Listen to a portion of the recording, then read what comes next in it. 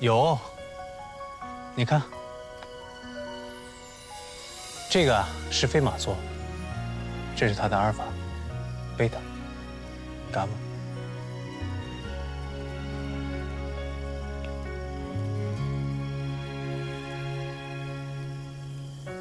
加上旁边仙女座的阿尔法，像不像一颗钻石啊？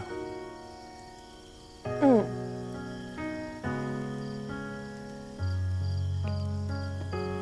这个信物是永恒的，誓言也是永恒的。海棠，等战争结束，我马上娶你。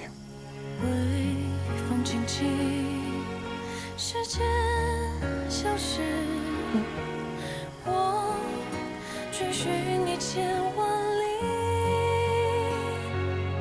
折叠好。 一架架的纸飞机，就把约定再起。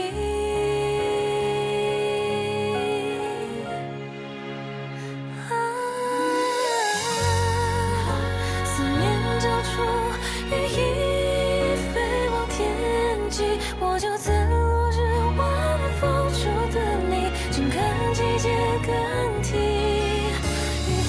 相遇，你我也是跨越时间，跨越距离，奔赴这里，像时光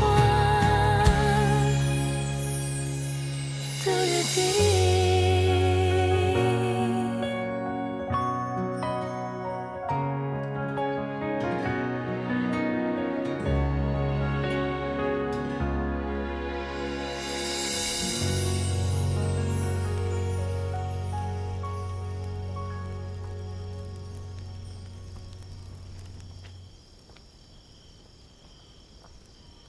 你们空军学校有没有一个叫徐特的人？徐特，政治处的。是个科长。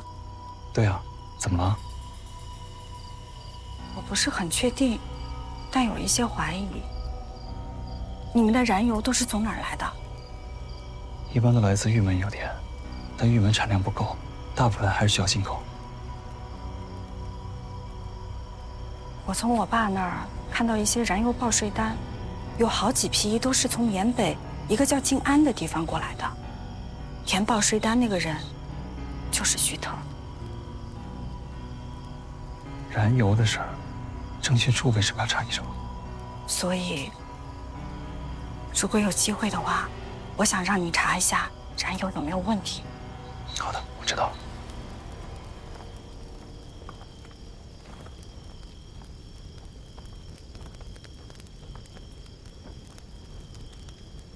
陈梦文呢？他刚还在跳舞，书袋还在这儿，人不见了。人怎么不见了？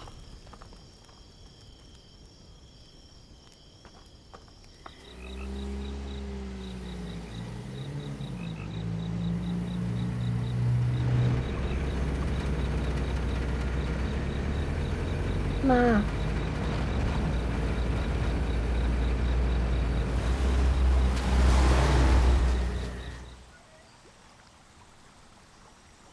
您好，陈梦文是这个村的吧？他怎么突然回家不去念书呢？这是从陈梦文家里带过来的，她自己写的退学信。她不念书了，她今天要嫁人了。啊？他家在哪儿啊？我们去找他。这家。走，走。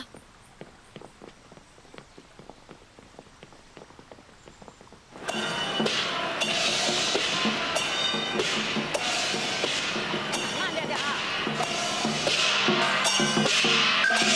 小心啊！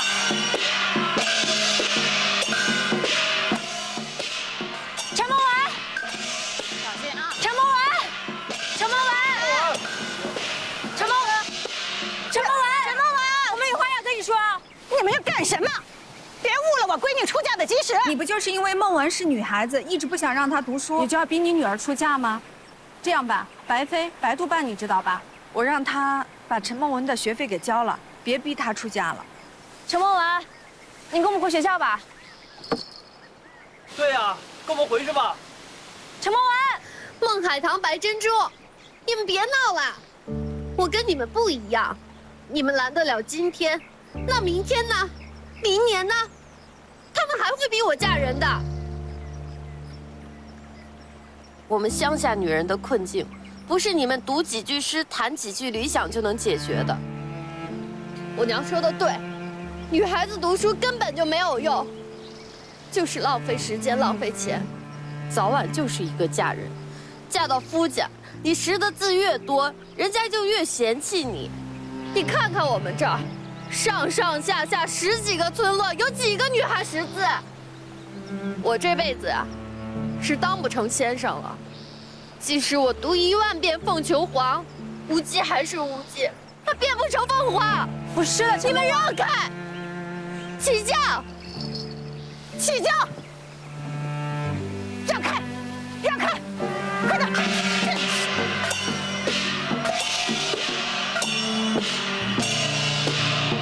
慢点啊！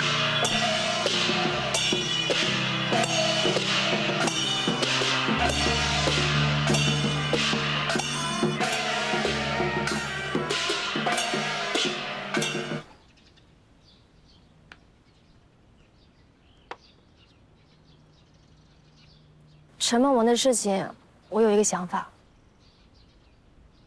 我想办间女学。为什么这么想啊？之前在杭州的时候也遇到过这样的事情。当时在海域课堂也是有一个女学生。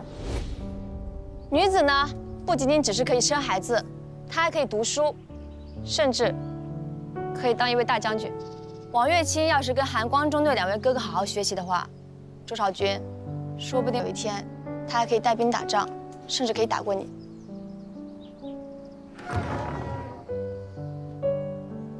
快回家，上什么课呀？女孩子不用读书，长大嫁人就行了。给我回去，回家。也是因为家里人觉得她是女孩子，不用上学，就停了她的课。之前在杭州的时候也遇到过这样的情况，可见女子读不了书，不能读书，是整个中国传统上的陋习。所以，你想对这个陋习开战？也不是，我只是觉得，一个女子能影响3代，启发明智，当从女学开始。所以，我明天就跟我爸商量一下，看看能不能把办女学当成师资班的社会实践，看看能不能记录学分。那就叫海域女子学堂怎么样？哎，要不要请我跟念乔当先生？我们2个以前可是高材生。就是啊。当然好，只是我可能付不起你们薪水。这边人条件没那么好，所以我想，是不是他们的学费还有杂费，一切的费用全免。我的薪水呢，除了给李妈妈那份，其余的都可以拿来给你办学。也算我一份。那也算我一个，我还有点生活费能拿出来给你们。还有我的呢，除了留下老婆本，剩下都给你们。我觉得刚刚海棠说的对，现在看来，云南不仅要修机场，更重要的，就像海棠说的，要办学校，尤其是启蒙学校、女学，还有识字课堂。这样的话，我们就缺少了更多的人力跟资金。我回家也跟我爸商量一下，富华、云南和你们空军学校，咱们3家一起来办。好。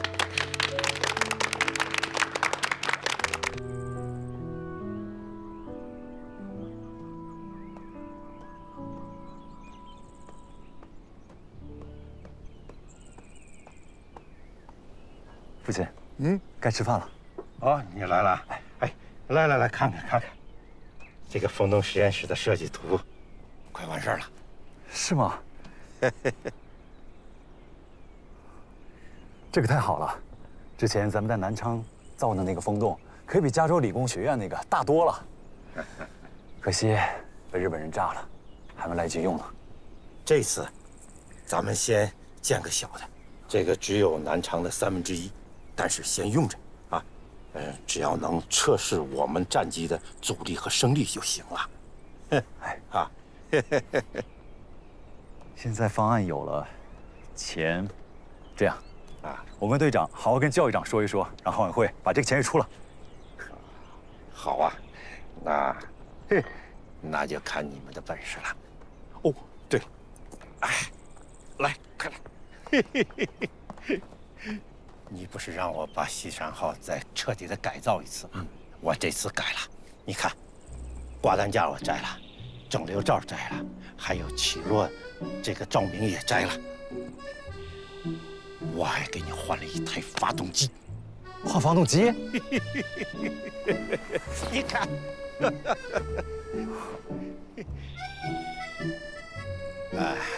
当然了，不能说是换，只是改了一下。平时这个发动机的最大马力不只有745吗？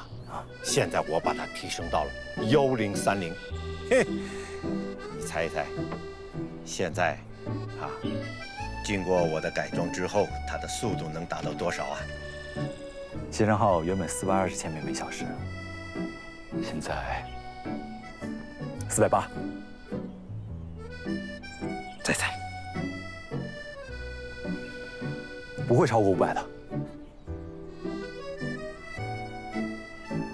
540。540？父亲，你可神了呀！它原本可以速度更快，如果把那个副油箱摘了，但是我又把它安回去了。上一次的事情不能再发生了，不能再重演了。父亲，队长事后反复计算过，上一次出事儿，应该不是因为摘掉副油箱。我也一直在考虑这个问题啊。就算是把副油箱摘了，那滞空的时间也不能那么短呐，比我计算的整整短了8分钟。这我就想不明白这件事儿。西山号应该是被击中了发动机油管，导致燃油迅速流失，这才……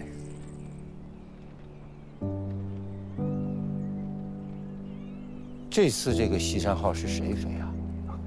应该还是队长飞。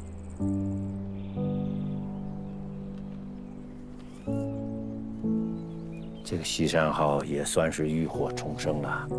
你告诉那个开飞机的人，让他尽量用高烷值的燃油，否则的话，容易发生燃爆。父亲，如果燃油的烷值不够的话，会怎么样？空中滞留的时间会缩短，再就是我刚才说的，会发生燃爆。不过为了防止这个燃爆，我在里边加了烷基铅防爆剂。你问这个干什么？没事，就突然想到了，随口一问。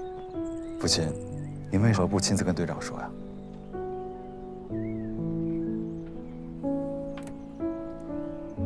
吃饭我去洗洗手。哎。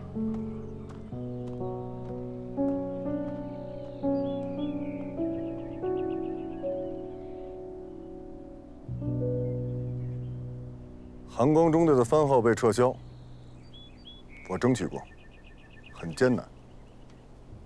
但是，韩光，我为你们各位争取回来了。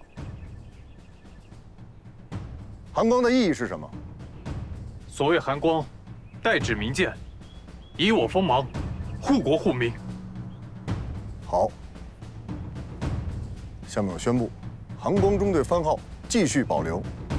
队长张启到，副队长曾念桥到，作战官陈然到。张启，你和你的兵不能辜负韩光之名。以我锋芒，护国护民。以我锋芒，护国护民。以我锋芒，护国护民。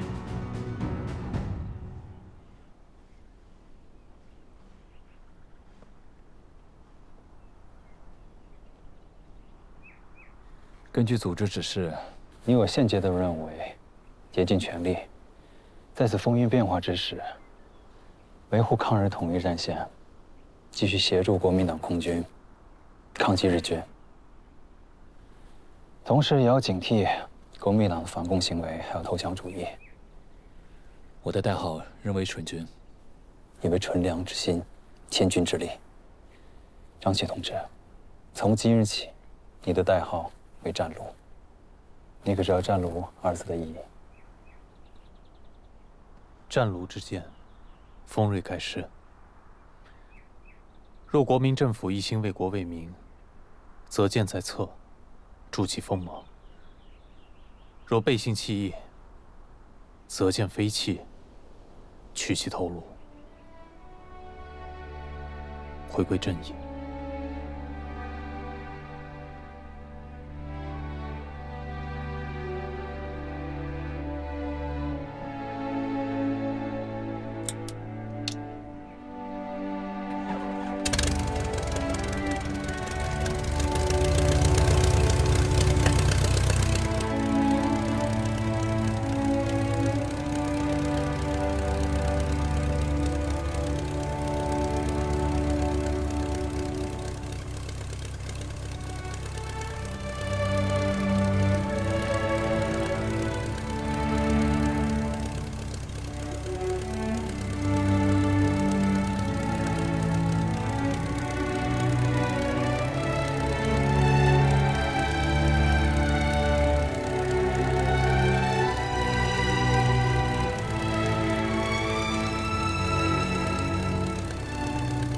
塔台，动119油门杆正常，方向舱正常，刹车正常，起落架正常。动119，准许开车。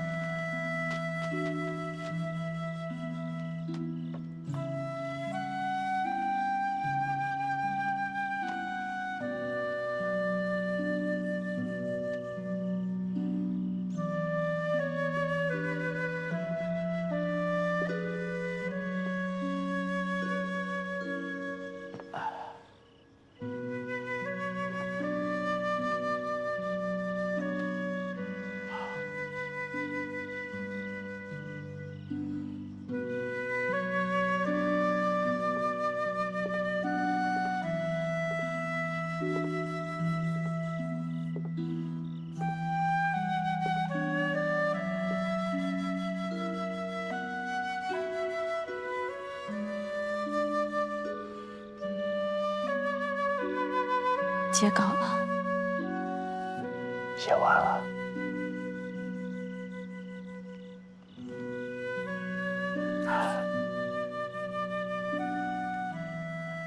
又熬了一个通宵，还是那么不听话。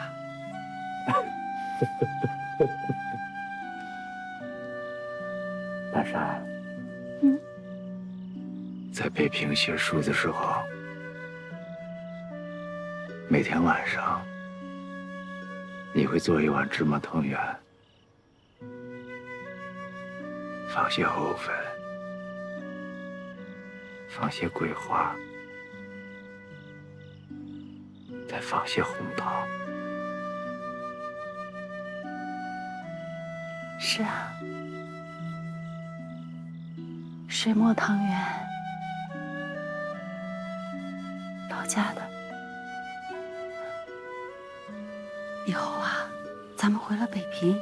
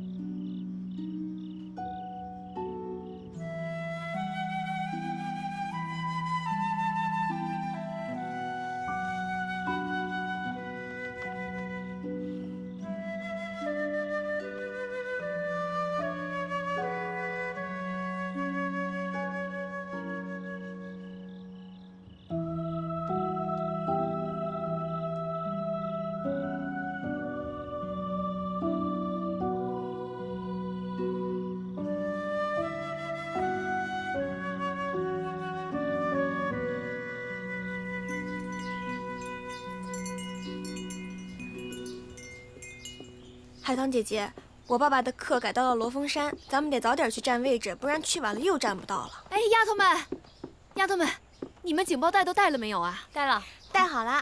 那你们的午饭，你们的作息时间改得太奇怪了，上午就上到10点，下午3点到6点，中间这么长时间又不能在食堂吃饭，外面买又那么贵。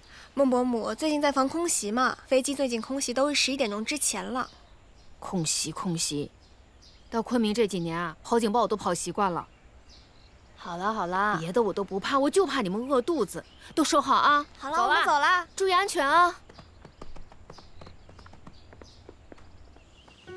同学们，我们今天要讲的是比较战争史。我们先讲一下遥远的英吉利。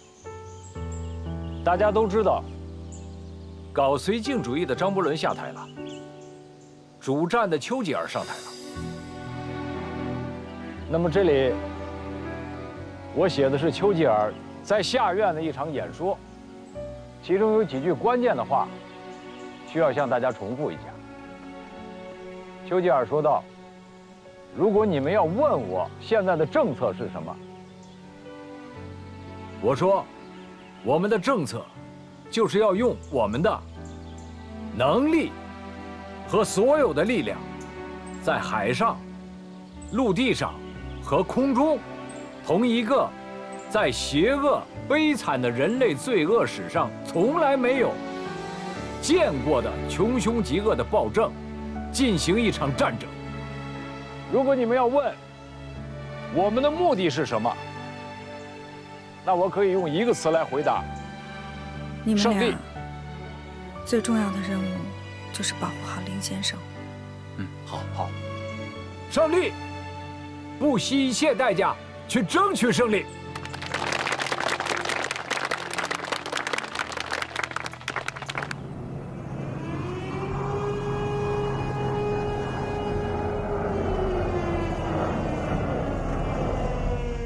敌机进入云南境内。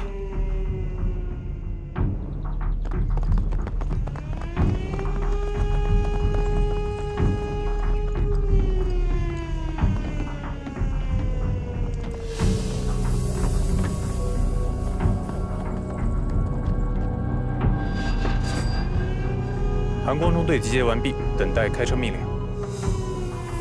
韩光中队原地待命。机场高射炮准备。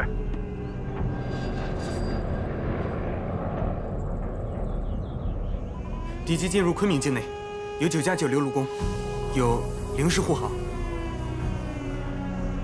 韩光中队，请求升空。重复一遍，请求升空。韩光中队禁止升空。韩光中队禁止升空，隐蔽战机人员撤离。重复一遍，韩光中队人员撤离，隐蔽战机禁止升空。这是命令。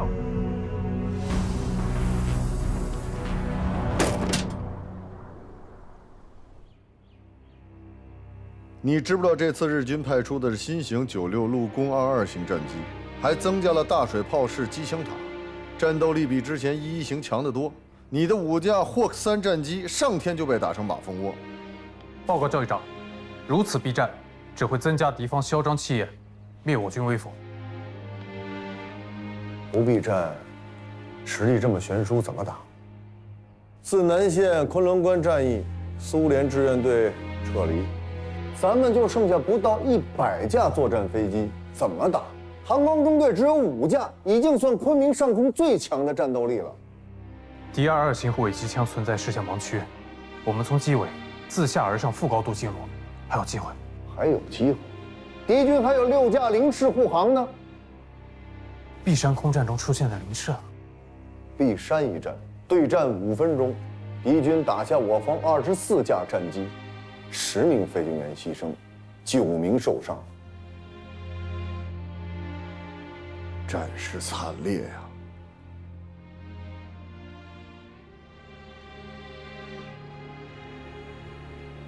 老式战机的格斗性往往不能航程航速2个兼得，可敌人的零式2项都做到了，真是难以想象啊！我以航空学校教育长的身份再次强调，韩光中队一定要严格遵守命令，韩光中队是云南上空最强的战斗力，一定要恪守航空委员会跟航空学校的命令，以保护战机、以保存实力为首要任务。敌我战力悬殊太大，升空作战无疑是以卵击石。你要学会的只有一个字：忍。战事已经白热化，一再忍让，势必会延误战机。请教议长向中央航空委员会声明：近半年来，日机屡犯云南上空，我军4月升空获得胜利之后，一直在强调保护战机、保存实力，敌军气焰愈发嚣张，导致国土受损，百姓遇难，滇缅、滇越交通线屡次瘫痪。教议长，如此下去，云南肯定失守。我认为，应当拿出不畏死、不妥协的勇气，让敌军不敢再觊觎我西南交通要塞，绝对不能再忍了。武则天时代，丞相娄师德让其弟以唾面自干的心态做代州的刺史，人家朝脸上吐唾沫，还要笑眯眯的接受，而且还要等着唾沫自己干了。唾面自干，这个娄师德十分迂腐啊。恰恰是这个迂腐的人，是一代贤相，兼河源军司马时与吐蕃大战8战8捷。你要练的就是忍。可是张琪所言，并非个人荣辱得失，而事关西南战局。报告，进。教议长，这是今天空袭损失的清单，您看一下。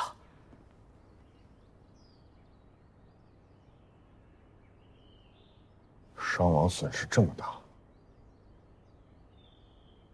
这个字呢，念我，我和你，我和他，我们。要理解现代的这个“我”字呢，要回溯到它的甲骨文时代。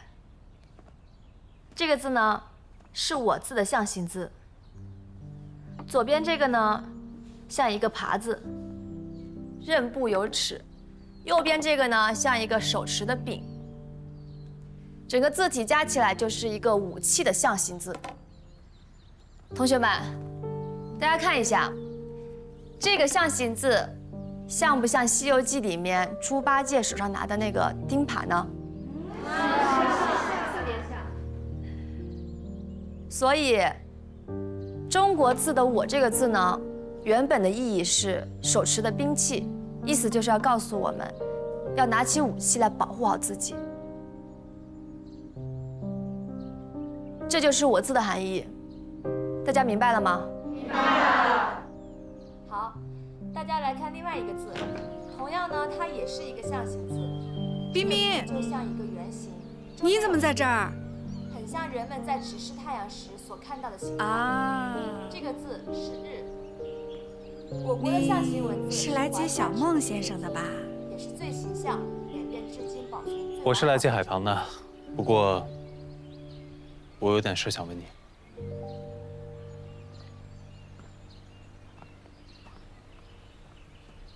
什么事儿？坐。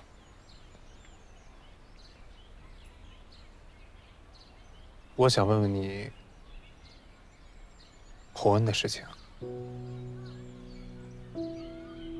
这2年，我总觉得他变了。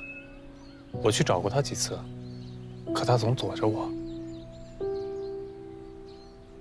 你也觉得他跟以前不一样了？珍珠，从我认识你开始，你们2个就是形影不离的。最近你怎么不黏他了？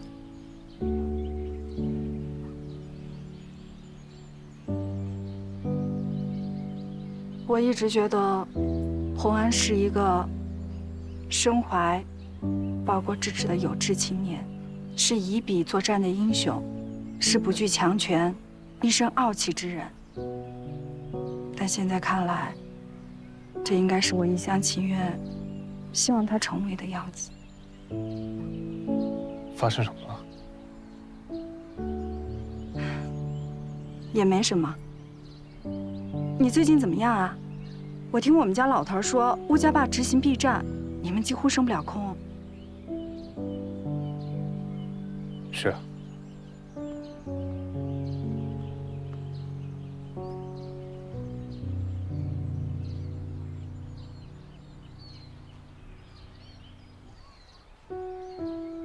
这日本人动不动就丢一个炸弹下来，而我们却还在想打还是不打。必须打。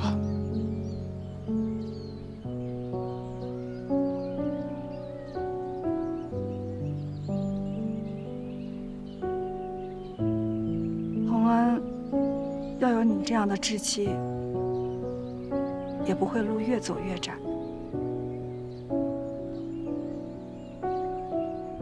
彬彬，我到现在还记得我认识他的时候，他也是一位有志气、有勇气的有志青年。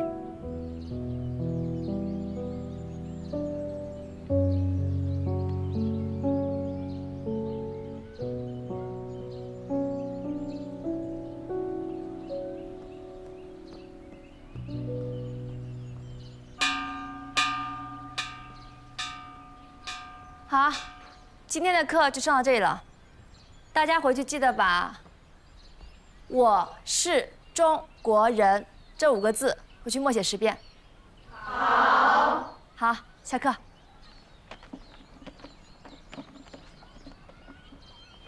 再见。回去记得默写啊。好。张启。张启，你怎么来了？最近不是风云备战吗？来看看你，刚好听到你讲我字这一课，讲的好不好？特别好。那我们去走走。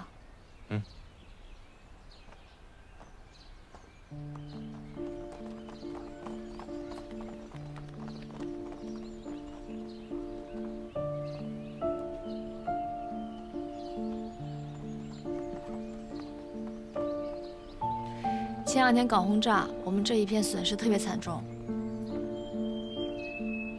日机投了烧夷弹，一下就可以烧10到15分钟，燃烧温度可以达到3000摄氏度，所以根本就没有灭火的可能。一旦有房屋着火，半条街都要遭殃。那你们还是不能升空阻击吗？依旧是避战，不让我们升空。海棠。作为军人，眼看着昆明被烧成废墟，却不能迎敌。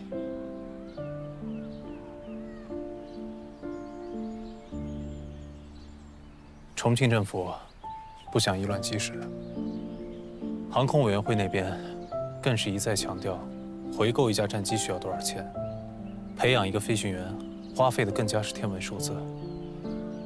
相反，老百姓的命在他们眼里，却是一文不值。为了保留所谓的实力，龟缩在一角，让昆明成为一个不设防的城市。海棠，作为军人，我很难受。这不是你的错。你猜我为什么会想到要讲我字这一课？给你看的东西。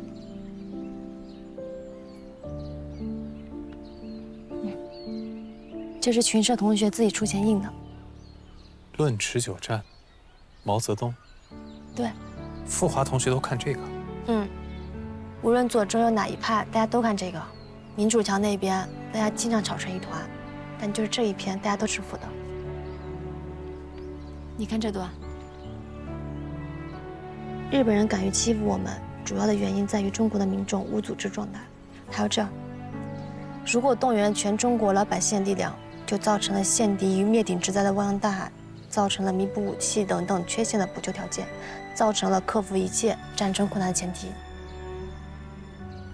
我们讨论过了，每一个中国人，不管手上有枪没枪，不管是军人还是平民，国难面前，人人皆兵。所以，你是想让女校的同学也理解到，我们必须用武器来保护自己。如果人人都有这样的觉悟，中国如果只剩一座城市，我们也绝不轻易言败，绝不投降。就算日本人有战机、有坦克、有烧夷弹，又怎么样？我们也不怕他们。我的海棠，气势比那些官员强很多了。毛先生这些文章写得太厉害了。他说了，抗日战争需要经过3个阶段：战略防守、战略相持、战略反攻。毛先生说，第2个阶段是最困难的时期，但也是一切的关键。中国能成为独立制国家，或是沦为殖民地，就要看这个阶段全民族的努力成果了。所以张琪，我们打的是持久战，不是一战定胜负。我虽然是女孩子，但却很有信心。你长大了。啊，还有一个好消息要告诉你，英代立法可的2稿出来了。书稿丢失才7个月，这么快？是康先生帮林伯伯一起写的，而且如果只是复写的话，只需要4个月。他们这一次加了新的研究成果，才花7个月。林伯伯说了，这本书出来以后，可以与日本所谓的华夏幸氏腰斩正面对敌。林先生也是个斗士。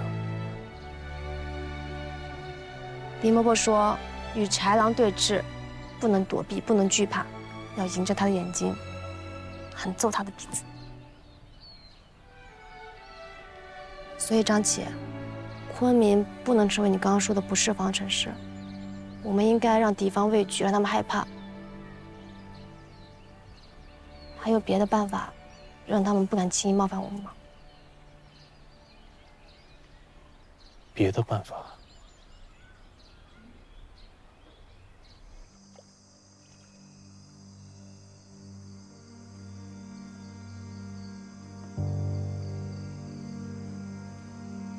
晚霞在紫色里无声的死亡，黑暗击杀了最后的光。当一切浮身于残暴和淫威，矗立在原野上，是坚韧的骨墙。抗战期间，日军轰炸昆明及其附近地区共计142次。日军选择轰炸昆明，是因为昆明有2条重要的国际交通线，是承担运输抗战物资、医疗用品、战争给养的抗日战略基地。因此，在抗战中，昆明是除重庆之外遭受轰炸最严重的省会城市。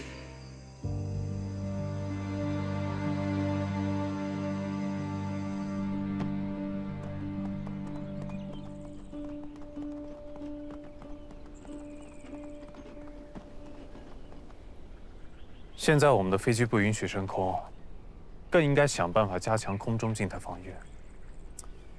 有一种由浮油炸弹布下的纵深爆破，或许我们可以来试试。不过要形成纵深，就需要多架战机同时升空释放浮油炸弹。重庆811空战那天，第4大队同时升空6架战机释放炸弹，另外有45架霍克3、115、116同时对头攻击，这样我们出动了51架，对阵敌军87架，我们才获胜。不过我们现在不允许升空御敌，这个行动很难实施啊。我听说这个浮油炸弹了，就只在重庆升空用了2次，就已经被上面禁止了，说这对飞行员太危险了。那你们知不知道，14航空中队那边在搞气象气球？你是说，我们做一种变种的浮油炸弹？没错。既然不允许我们升空，咱们就用氢气球把炸弹给带上去。只要提前知道了敌机进入云南的方位、时间，再结合风向等因素综合考虑，就可以提前布好浮油炸弹。昆明4季盛行西南风，这点对我们来说非常有利。